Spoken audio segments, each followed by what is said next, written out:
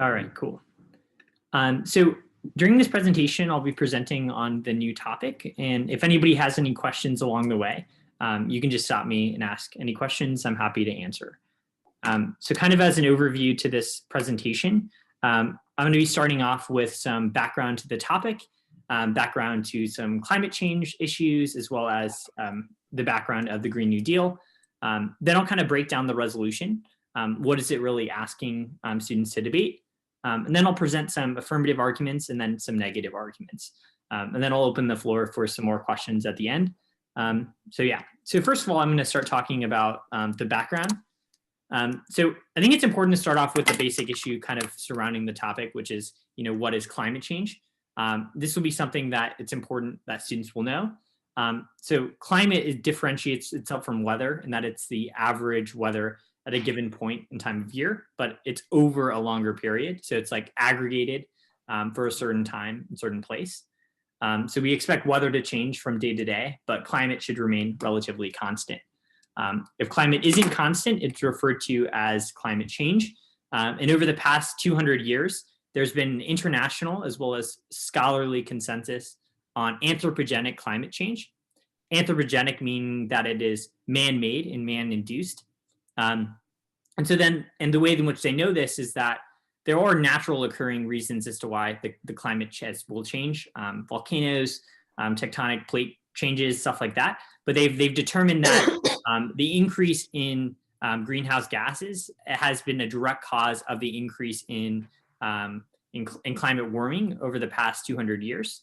And recently, the Paris Climate Agreement was an international agreement created to incentivize international cooperation to fight climate change. But Donald Trump removed the United States from participation in the Paris Agreement in 2017. Even though the Paris Agreement was non-binding, it signaled an international effort to fight against the effects of climate change. So kind of with that said, this graph kind of demonstrates the increase in global temperatures in comparison to like mean average temperatures. You see that, and this is month by month, is that really in 2001 onwards, the increase in temperature has drastically increased over time. And a lot of this was caused by human activity from industrial pollution, industrial agriculture, and things like that. So the United Nations created a convention to kind of fight against or to collect a lot of the climate scientists to kind of discuss issues of climate change. And the international consensus is their effects, those of human-caused greenhouse gases, together with those of other anthropogenic drivers, have been detected throughout the climate systems, are extremely likely to have been the dominant cause of the observed warming since the mid-20th century. So identifying that human industrial activity is the cause of climate change. And the Intergovernmental Panel on Climate Change released reports on the effects of climate change, both in terms of its impacts, but also in terms of like policy recommendations. And their most recent report indicated that we have until 2035 until the effects of climate change are irreversible, right? So we can adopt policies to try to fight against climate change, but after 2035, the effects are likely going to be locked in, causing a lot of problems to the environment and ecosystem. So next, it's kind of the question of what are the effects of climate change? So I think there's a number of ones, politically, socially, economically. So rising sea levels as a result of the glaciers melting cause flooding, which will likely result in massive refugee crisis, displacing more than 1 billion plus humans that live in coastal areas. This obviously demands governments to provide solutions. Where do these refugees go? That could result in sectarian crises, civil conflicts, things like that, all as a result of climate change. It's important to note as well that the effects of this are most likely going to impact the developing world, the global south, more than it will affect the global north, also known as like developed countries. And so this identifies that even though climate change was largely caused by industrial activities of the global north until recently, the effects of climate change are experienced most disproportionately against those at the bottom in global development. Climate change will also likely cause disruption to global food chains, and this could cause spikes in food prices or just general instability. Also, extreme weather events. Recently, California. This is probably what will be experienced in the United States. And then lastly, biodiversity loss. So coral reefs, for example, are adversely affected by rising ocean temperatures and acidification. So if you remember any of your climate, or if you've ever taken an environmental science class, what happens is that carbon dioxide in the air is absorbed by the ocean. And so increases in carbon dioxide in the air is absorbed by the ocean and results in a process of acidification, which harms biodiversity for various species. And there's a lot of more other kind of environmental, social, political consequences associated with climate change, which makes this topic area particularly relevant, especially for younger generations who are likely to bear, I guess, the burden of the climate change and really are going to experience these consequences in their lifetime. So this topic is especially relevant to a lot of students. So now I guess we found the framework of what is climate change, why is it a problem? We then turn to what is the Green New Deal. So the Green New Deal in the United States, at least, kind of has its origins to the 2018 midterm election, where a youth group called the Sunrise Movement called upon Nancy Pelosi, former Democratic Speaker of the House in Congress, to implement a Green New Deal. She kind of refused, but freshman Congresswoman Alexandria Ocasio-Cortez served as a de facto spokesperson and helped co-author the bill. The Green New Deal resolution, that's kind of an important thing to note, is that it's different from a bill in that it doesn't provide like specific funding mechanisms. It doesn't provide like specific plans of action, like when is it going to be implemented.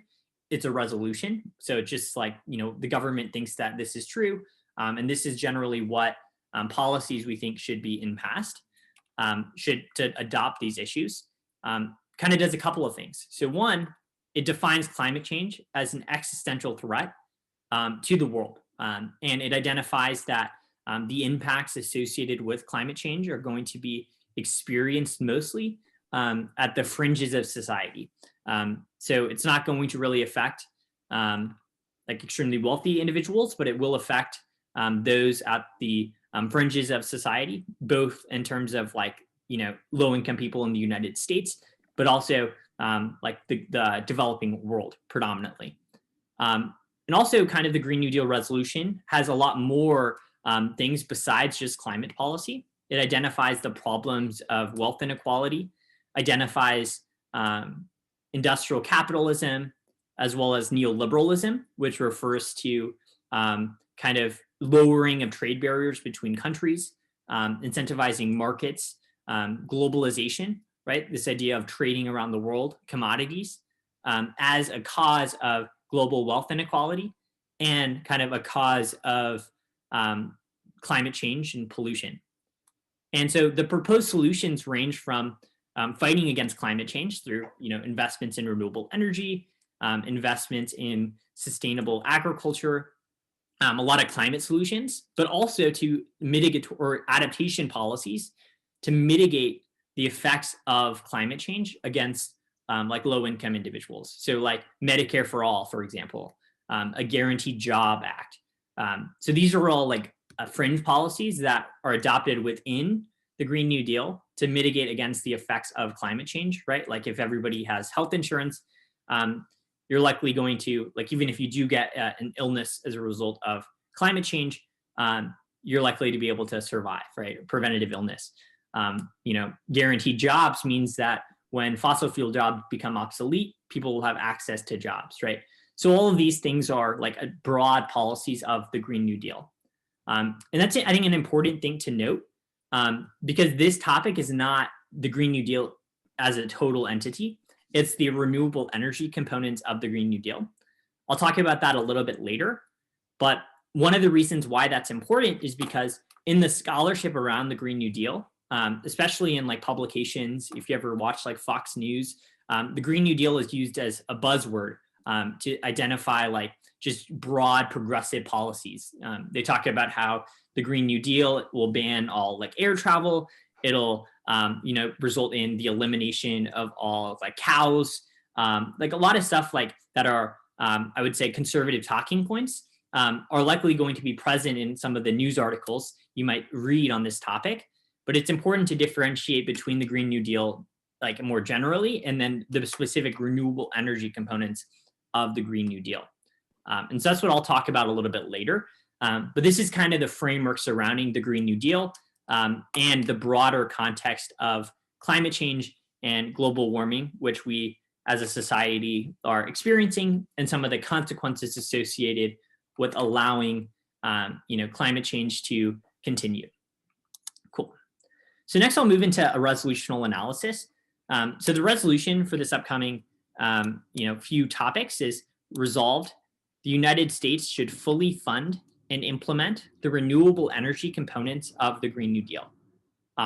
So as I talked about before, this has more to do with the energy components of the Green New Deal and less to do with some of the fringe kind of ideas of the Green New Deal, like Medicare for all or guaranteed jobs for everybody. And I think that's also important when you're doing research, that the research is targeted to the specific programs that are being funded and not like just Green New Deal pros and cons more generally.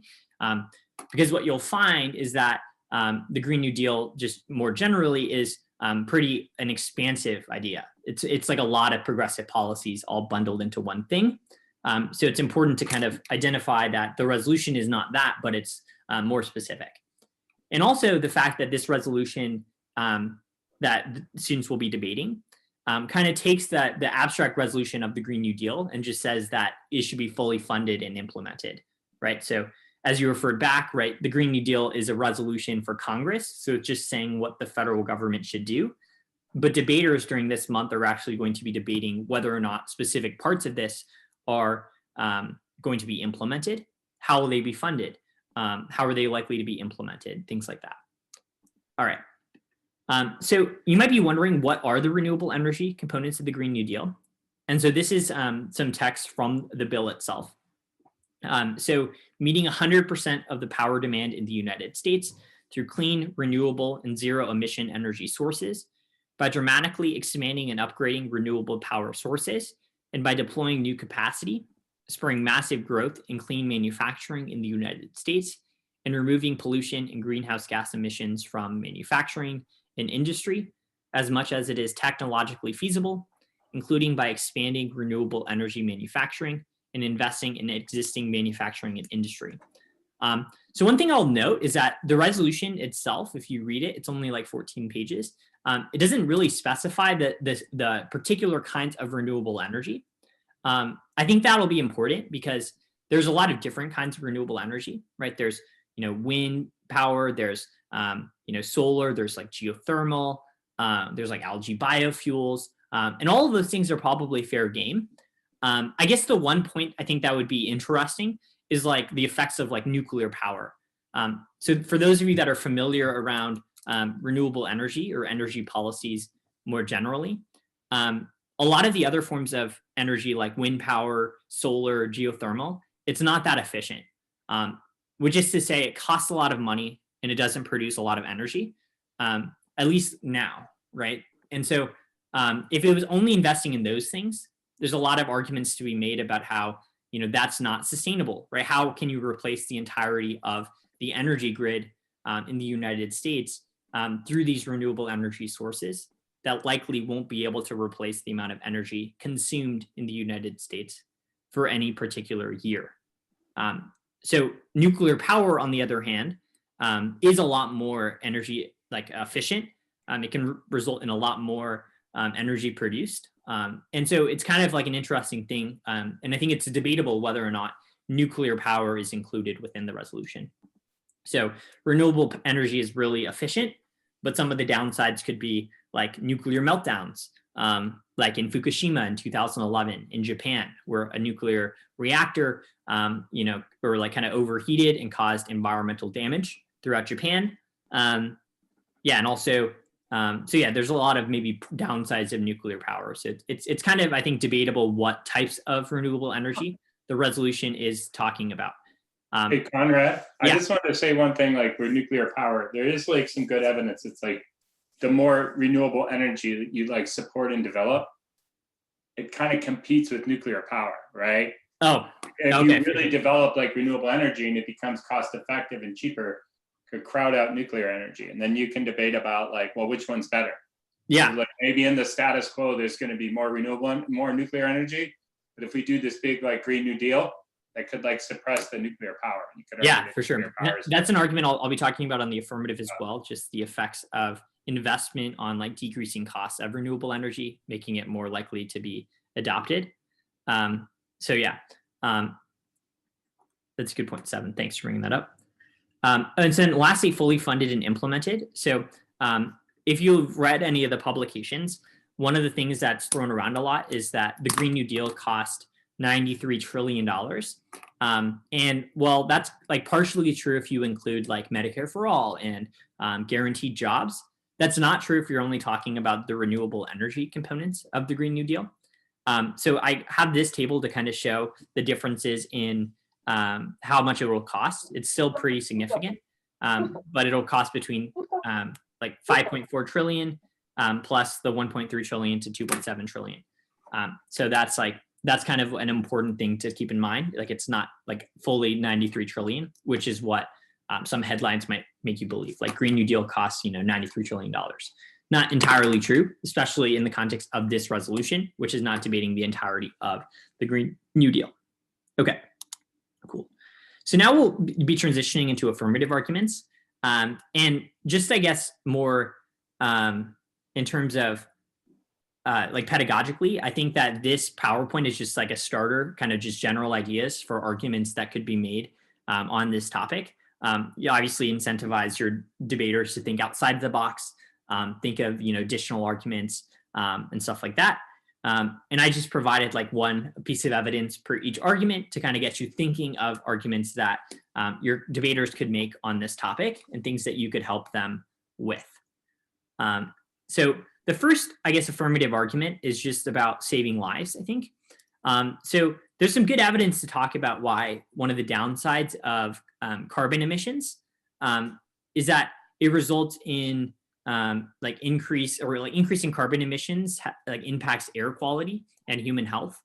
And so this evidence is from a study by MIT that found that total combustion emissions in the US account for about 200,000 premature deaths per year in the US, right? So it's obviously an evidence to why transitions to renewable energy would be good at saving lives. I also think this argument is good because it does not rely on the debaters winning like claims that the Green New Deal will solve all of climate change.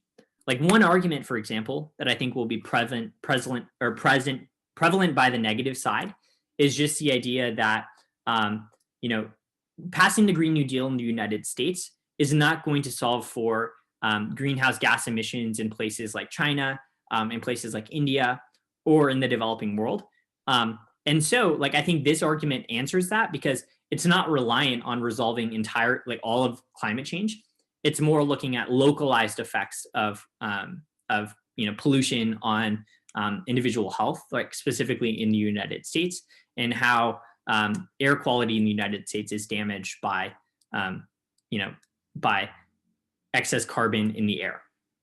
Also, I think there's room in reasoning to believe that teams can make arguments about mitigating effect against the effects of global climate change and how the United States adopting this type of policy would solve for climate change in its entirety. And like they could maybe read evidence about why the global effects of climate change will kill like a lot more people than just even 200,000 people a year for some of the reasons I talked about before.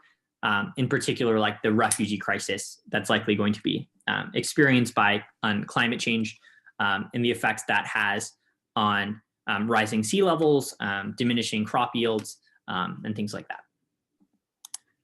The second argument, I think, is one about environmental justice. And I think this is one of the reasons why climate change is a good, I think, topic, because it affects a lot of different aspects of a lot of different issues, right? So you have environmental issues, you obviously have economic issues, but I also think you have an element of social justice. So climate change disproportionately impacts communities of color. So here's some evidence from that explains why, that even though climate change, like obviously the climate affects everybody, it doesn't affect everybody in the same way. So in the United States, vulnerable communities are largely communities of color, immigrant, low-income communities, and people for whom English is not their native language. They will suffer the worst impacts of climate change unless we recognize that fighting climate change and environmental justice are inextricably linked. Like already, disadvantaged communities have higher rates of health conditions such as heart disease, diabetes, asthma, and chronic obstructive pulmonary disease. This is for a lot of reasons. One is just that lack of access to like health insurance means that they don't seek preventative care. And so then therefore largely preventable illnesses are disproportionately or like more experienced by lower income communities. And climate change is likely going to exacerbate that for the same reasons why like having high particulate matter in the air of like carbon dioxide causes like issues of air quality.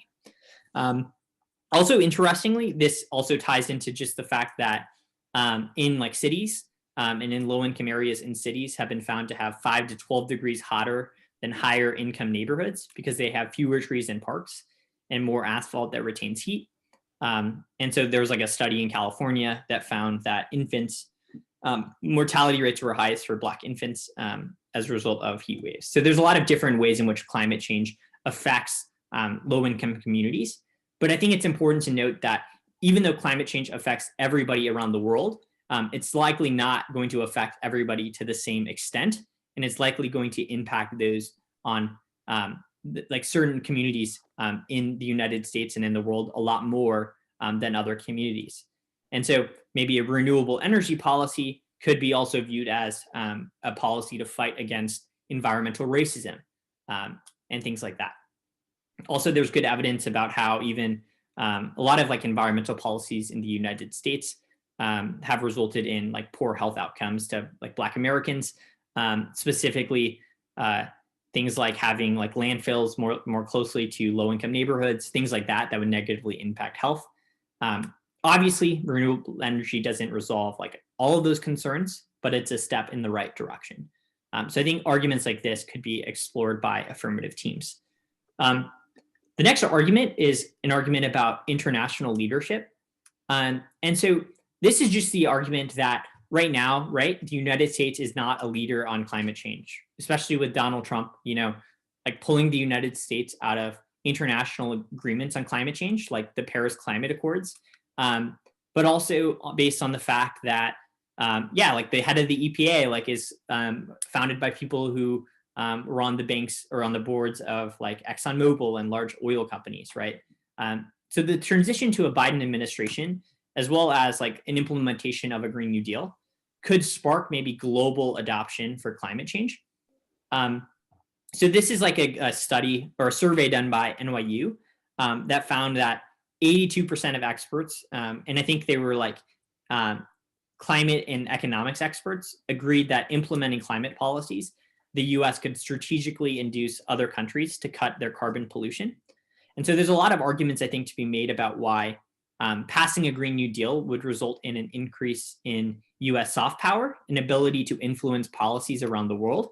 And I think this argument is particularly good because I think a lot of negative teams are going to make an argument in the debate round that even if the United States reduced emissions in its entirety, China, India, developing countries will still have high levels of pollution. So there will be no solution to climate change. This evidence basically says that, well, maybe that's true, but the best way to solve against that is through United States unilateral action, which will spark international agreement, cooperation to fight climate change, right? And I think reading an argument like this, teams could more likely impact to like the broad effects of climate change. So whereas like the first impact about, unilateral US action, you could impact to more localized forms of like carbon pollution and the effects that has on individuals' health. I think an argument like this could talk about how this leads the global fight against climate change. And also the bottom of this evidence is good too, because it says that the experts predicted a GDP loss of about 10% by the end of the century, and that there would be a 20% chance of catastrophic loss of 1/4 of global GDP. I think like an argument like that is really important for affirmative teams, because a lot of negative teams are probably just going to get up there and make this argument that the Green New Deal cost a lot of money, and that it's ineffective, right? Because it costs so much, it's going to result in jobs becoming obsolete in the coal and fossil fuel industry.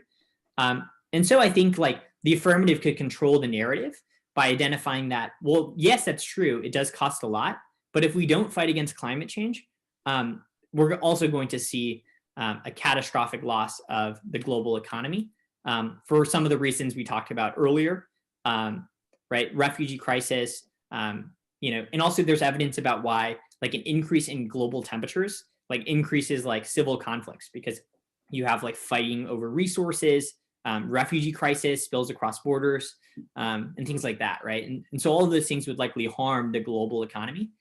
And I think at least in some ways that's probably persuasive against just argument that, in the short term, it's going to cost a lot of money.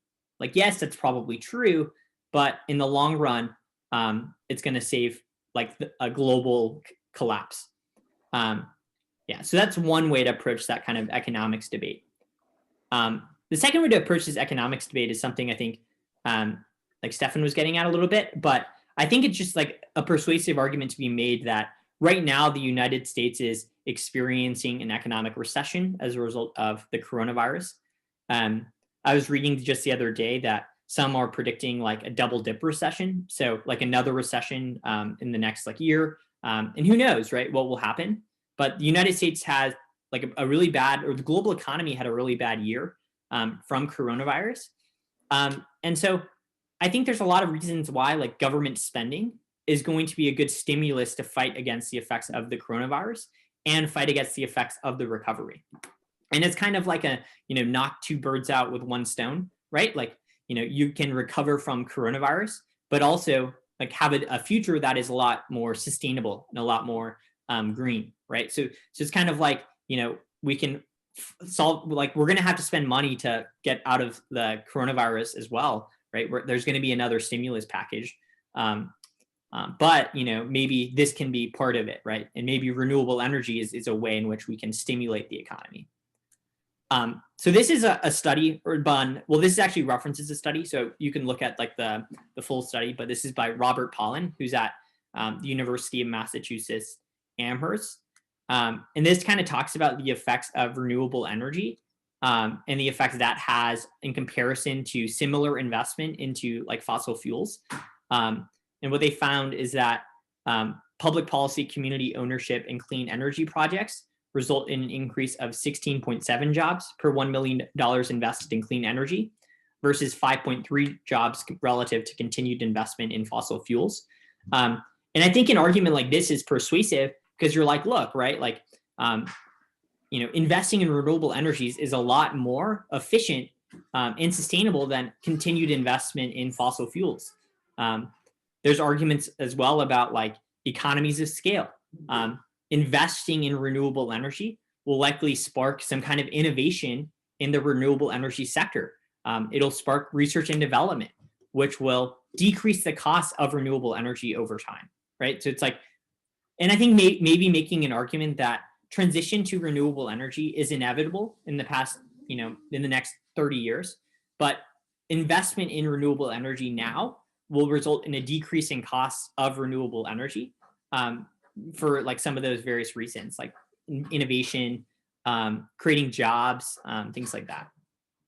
I also think like a card like this is really important for affirmative teams to have, especially when negative teams are going to make this argument that, look, there's, 200 to 300,000 people that work in the coal industry in places like in the United States, in the industrial belt, in the Appalachian region in the United States. These people's jobs are going to become obsolete by the Green New Deal. And the argument is like, yes, that's true. Like these people are going to lose their jobs in the short run, but this is a better way to create more jobs in the long run. Maybe retrain these people that used to be coal miners to working in renewable energy. And so I think controlling the economics debate is really important for affirmative teams, because yes, you do have all the arguments about climate change and why fighting against climate change is good. But another way could just be like, look, right, like we can fight against climate change. It's a moral imperative that we fight against climate change because of the effects that it'll have on the global economy, just from a moral perspective, because it's going to be impacted by people in developing countries the most. But in addition to that, renewable energy investment will create jobs. It'll help us recover from the coronavirus and things like that, right? So I think, combining both the climate change arguments, maybe through international leadership, environmental justice, all of those things I talked about previously, with economics arguments in case, could be a really effective strategy for affirmative teams to kind of control this narrative that it's try or die to fight against the effects of climate change. But at the same time, this is a really good way to stimulate the economy, especially in the advent of the COVID economic recession. So that's, I think, a basic overview to a lot of the affirmative arguments. But now we'll kind of transition into the negative arguments and negative strategies. But once again, I'll just say that this list of arguments is just like a beginner's kit to start thinking about arguments students can make. But obviously, encourage your students to think outside the box and think about things that that haven't been thought of. Okay, so now we'll talk about some negative arguments on the topic. So the first one I think is just generally right, like it hurts the economy. So, and this is just a general argument just about how like climate change mitigation policies are cost incurring policies and lead to a decline in gross domestic product. This is a particularly good study. It's a meta-analysis of 20 studies and 42 observations. So it's kind of like looking at a lot of the scholarly literature published on climate policies and the effects that has on economic growth, measured through gross domestic product, or GDP, which is a measurement of a country's like total output into the global economy. And it found that these policies on average result in a 3% reduction in gross domestic product. And this is general, but I think you could even find more specific evidence about why, like the cost of the renewable energy components of the Green New Deal, it's like $6 trillion, right? That's a lot of money, and that would induce some kind of like recession, or that'll have implications on the United States government deficit. Maybe it's funded through an increase in taxes. Maybe it's funded through deficit spending. Whatever the funding mechanism is, there's arguments to be made about why just general like massive spending is bad. And that's like an argument that I think teams can make. And I think an argument that is going to be pretty common, both in terms of affirmative teams going to encounter these arguments and negative teams making these arguments. The next argument I've identified is kind of another kind of argument about the economy, but it's like a different reasoning. So it's just the idea that, right now, fossil fuels supply 79% of energy consumption in the United States, and renewables. So obviously this is an article from the National Interest, so it uses a lot of like hyperbolic language, but I think it makes a good point, right? So renewables that are a part of the Green New Deal and other energy pipe dreams supply only 8.5% of US energy consumption. The ongoing shale revolution that continues to break records for production of nation's abundant natural gas and crude oil resources means that America's energy and economic future looks very bright. Moving from low-cost, reliable energy sources to expensive, unreliable energy sources would make America less prosperous and worse off. So this references the shale revolution, which I'm not sure how many people are super experienced or like knowledgeable about, but I think it's something really good to read up upon. So prior to 2014, the United States was a large oil importing nation. And we imported oil from a lot of places in the Middle East, like Saudi Arabia, oil fields around the world. And a lot of this was crude oil, which is a particular kind of oil. And there was no technology that was able to extract like shale. And the shale oil revolution happened in about like 2013, 2014. And it caused a huge shift where the United States is now the world's leading oil exporter around the world. And particularly around like Alaska, places like that. The United States produces a huge amount of shale oil that we're no longer like oil dependent upon like unstable economies in the Middle East and things like that. So obviously, right, a shift away entirely from or like a shift towards the Green New Deal mandates that by 2035, by 2050, the United States becomes 100% reliant on renewable energy. That's obviously going to hinder the oil sector and the shale oil sector's ability to make profit. And I think there's arguments to be made about why that would like maybe collapse the oil sector in the United States and cause some kind of global like problem, right? Or something, arguments like that. Not only because the United States no longer relies upon exports of oil into the US or as much, but also because the US exports oil to other countries. And so like that's money that they will no longer be able to get. And so depending upon when the time frame is associated with a transition to renewable energy, maybe this will collapse the economy. I think too, like when debaters are having this debate about the economy, I think, remember we talked about weighing the last few of these sessions, but I think time frame weighing is especially key. So like, as I mentioned before, climate change will likely impact the global economy by the end of the century. And the evidence said it'll be a 25% reduction in the global economy. But I think like in the short term, a shift towards renewable energy that causes an economic recession or something like that, that could be triggered like way before the cause of before climate change affects the global economy. So making time frame arguments that in the short term an economic recession will happen and things like that. I think also combining like a piece of evidence about that, like how, and also how maybe like recessions and when people are in poverty, they do things that are less like environmentally sustainable. Like they might, they might just maybe not like recycle as much or something like that. So combining that with like an economic recession in the short term would lead to, less ability for the United States to fight against climate change, I think is a good potential argument to be made by the negative teams. All right. So lastly, I made an argument about how renewable energy policies are regressive and they hurt the poor. So oftentimes, like whether a policy is progressive or regressive, it's oftentimes used in the context of like taxes, like progressive taxation taxes people of like higher incomes at a higher rate in comparison to low incomes. But like excise taxes, for example, which are on like cigarettes or something like that, are considered to be regressive because the people that experience the tax the most are people at the poorer end of the income distribution, simply because like cigarettes or something like that constitute a larger portion of their budget in comparison to like richer or like higher income individuals. And so this is like a very similar type of argument that, so on one hand, there'll be jobs lost in oil sectors, in coal, in all just fossil fuel industries. And that also maybe will result in higher electricity prices associated with renewable energy, which will drastically hurt lower and middle income Americans who will fall into the energy poverty trap and find themselves spending more of their income on meeting basic energy needs.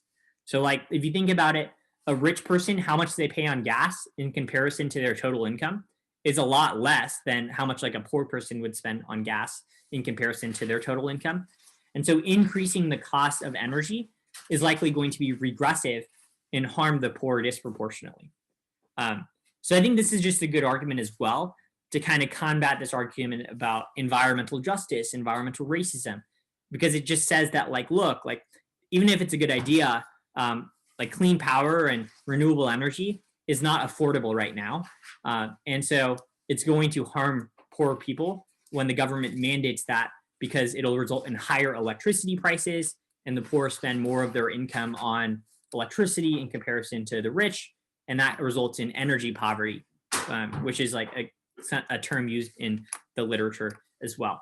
And I think this is also just a persuasive argument for judges to identify that, like, yeah, look, like the affirmative team is making a lot of good points about how, you know, we need to fight against climate change, but we should do so in a way that hurts people already in poverty or people already recovering from coronavirus, right, through increasing in electricity and prices like that.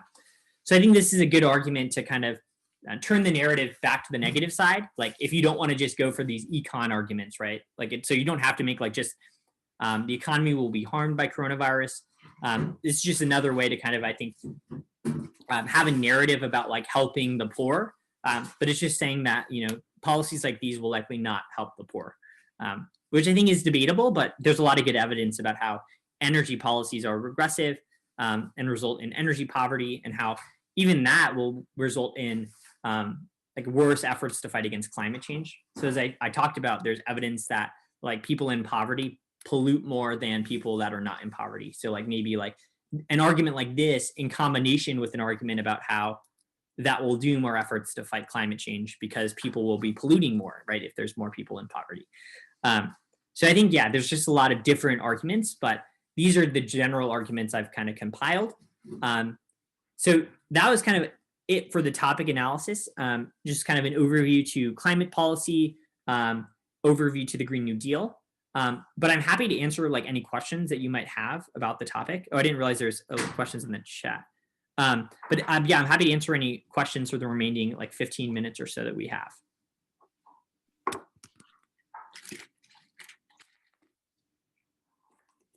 Just a logistics thing. This is going to be the topic for both January and February, in case anybody's wondering. Amisha, you said this is going to be in the Google Classroom, correct? Yep. Tonight or tomorrow? Is it going in tomorrow? By tomorrow, yes. Okay. When I meet the team. Okay, thanks. Thanks. Yeah, anybody have any questions or like want to brainstorm some arguments, or I don't know.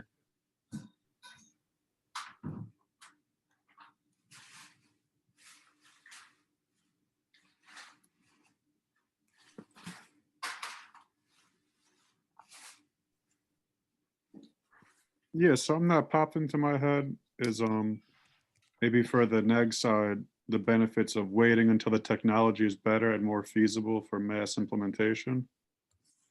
Yeah, I definitely think there's arguments to be made about how, like, you know, the free market is better at maybe resolving against climate change. Like profit incentive, profit motives, like should not be implemented by the government, but instead should be implemented by like the private sector. And maybe it's like the direction is moving in that way where renewable energy costs less, but mandating a shift right now is not the best thing because it's not cost effective.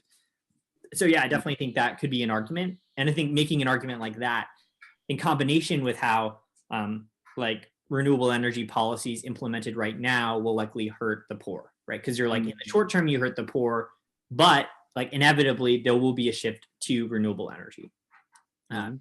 And the government doesn't need to mandate like a Green New Deal type policy, for sure. Cool. And then economically speaking, in terms of the shale energy generation, yeah, now an export of the United States, could we also argue that this could hurt international relations through our trading partnerships and global trading networks? Yeah, I definitely think so. I think that there's the evidence is kind of mixed about the effects of like the shale oil revolution on like foreign policy, for example.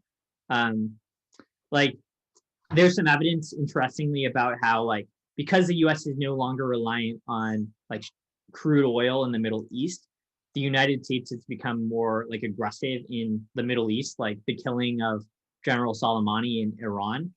People have tied that even to like the fact that the U.S. is no longer reliant on like crude oil. So we don't really care as much about Middle Eastern stability as we once did. So I think it's interesting to talk about like oil dependency and the effects like a policy like this would have in terms of like international relations. But I think it's kind of a mixed bag whether or not like what the effects would be. I don't know if there'd be a lot of evidence pointing in at least one way or the other. Cool. Thanks. Yeah, any other questions?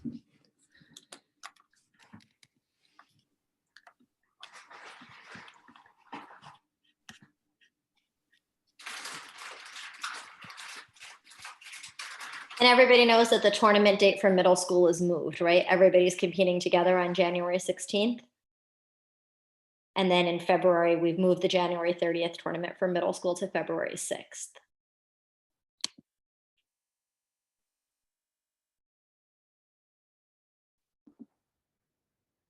Could you repeat that? So it's not the 8th, and it's not the 9th anymore, it's gonna be the 16th? Yes. And then what's the other Hopefully date? that'll give you a little bit more time to meet with your students when they come back. For sure. And then we were February- supposed to have the next tournament on the 30th. We're just moving that to February 6th to give everybody a little bit more space between tournaments. That's great, because we,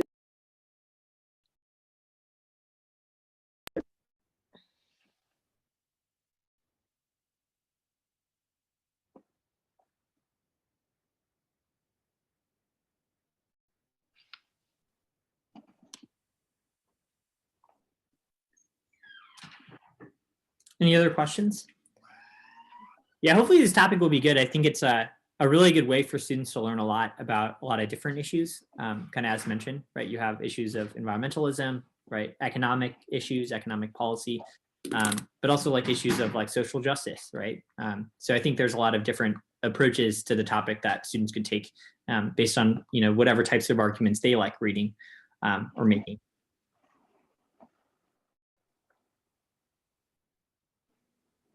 Amisha, do we still have the training on Thursday, or is this in place of it? Not this week. We're gonna let you go, and we'll come back in January, Oh, okay. the first Thursday. Yeah. Okay. We'll miss you though. Well, thanks. I'll miss you too.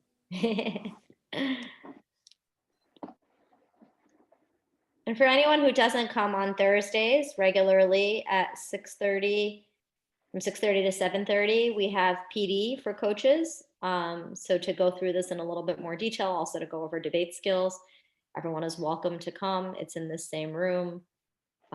So please join us. Paul does a wonderful job.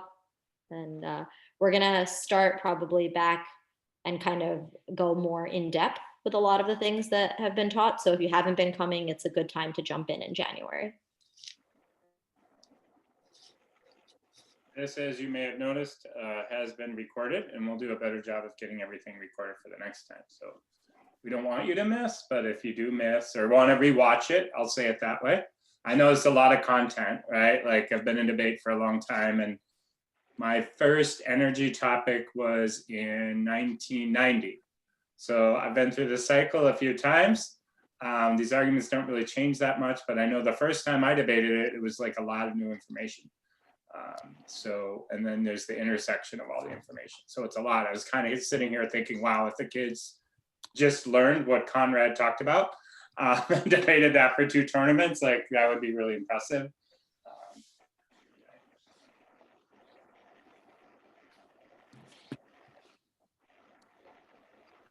We don't need to keep you. I know you guys are all super busy. So thank you so much for coming. Thank you for being a part of the league and for everything that you do. We wish you all a very happy holiday. Thank you, Conrad, for putting together this awesome lecture. And hope everybody has a safe and healthy and happy holiday. And hopefully 21 will be a little better than 2020. And oh yeah, I cleaned up a couple of classroom things. Lola and Genevieve were not on the, for some reason, even though I invited them, they couldn't get in. Genevieve she did get in with the code, I believe. So Lola, I think Lola was still having trouble. So maybe if you could try with the code's in the chat there right above that. But make sure you have read, I'll just put my email here. If you're having any trouble getting in the classroom, because that's where we'll put the videos in. Conrad, did you start posting any of this material in the classroom yet? Not yet. I'll post it all in later. Okay. All right. Eloy, can you hang on for 1 sec before? Yeah, the code worked. So basically, I just kept getting that same error message that it wasn't allowing me with either personal school, any email, but then once I went in through my personal email and used the code, then it worked. The school emails just don't work because if your school, any school, whether it's a DOE school or a private school, if your school has a Google Classroom, which pretty much everybody does at this point, if you use that school, it won't let you, that email like blocks you from other Google Classrooms. So that's why I use the personal one.